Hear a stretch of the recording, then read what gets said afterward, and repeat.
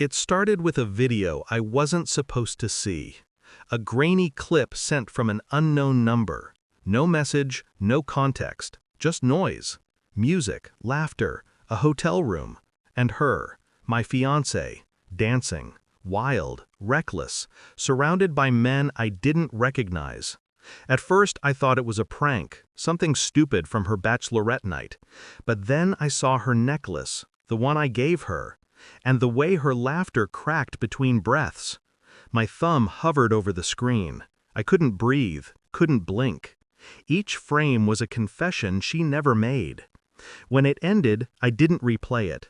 I just sat there, in the dark, the phone dim against my skin, and realized something I shouldn't have realized so calmly. I was already gone. The next morning she called, voice soft, still drenched in sleep. "Hey," she said, "rehearsal's at 4, you'll be there, right?" I said yes, because that's what she expected me to say. My words were even, my tone unchanged. But inside, there was silence. Not rage, not heartbreak, just silence, like the part of me that loved her had been cauterized clean off. I watched her move through the day as if nothing had happened, smiling, practicing vows she didn't deserve to say. She looked beautiful, too beautiful, the kind of beauty that hides rot beneath the skin. Everyone saw love when they looked at us. I saw performance. Her friends whispered when I passed.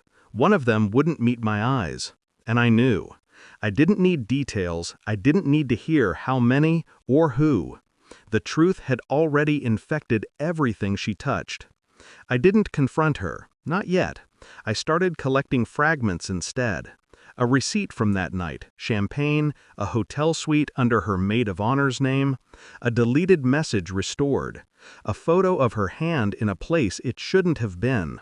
I didn't rage, I didn't accuse, I observed. Every time she smiled at me, I counted the seconds it took for guilt to flicker in her eyes. 2 seconds, then 3. Then she looked away.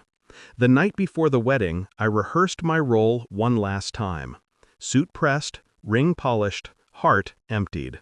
She texted me, "Can't wait to see you at the altar. You're my everything." I stared at those words until they meant nothing. Then I turned my phone off. I didn't plan revenge. I planned silence, the kind that echoes louder than a scream.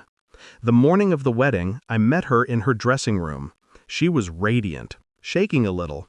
"Don't see me," she laughed nervously. "It's bad luck." I stepped closer anyway, held out my phone, pressed play.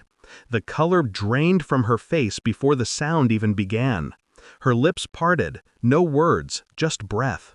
Her eyes darted from the screen to me, searching for mercy. I didn't offer any. When it ended, she reached for me. "I can explain." I shook my head once. "You already did," I said. She crumpled then, like paper, folding under its own lie. I turned, left the phone on the table. Behind me I heard her whisper my name, but it didn't sound like my name anymore. It sounded like something dead trying to breathe. I didn't attend the ceremony, didn't answer calls, didn't leave a note. By the time the guests filled the hall, I was already gone. The altar stood empty. Her father's face turned to confusion. Her bridesmaids whispered.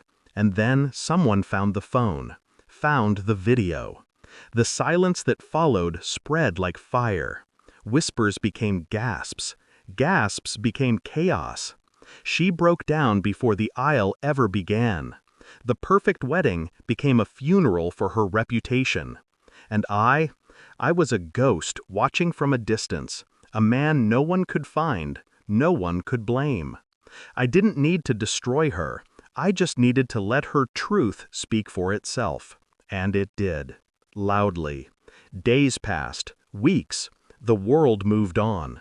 She tried to reach me, of course. Messages, emails, apologies that read like confessions, written too late. I never replied. I had already buried that version of myself, the one who believed in her laughter, her promises, her forever. Now when I think of her, I don't feel rage. I feel precision. like a surgeon who finally removes what was poisoning him. Love isn't supposed to end in silence, but sometimes silence is the only sound that means freedom. I didn't vanish to escape her. I vanished to find myself again, in the quiet she could never touch. And that's where I stayed.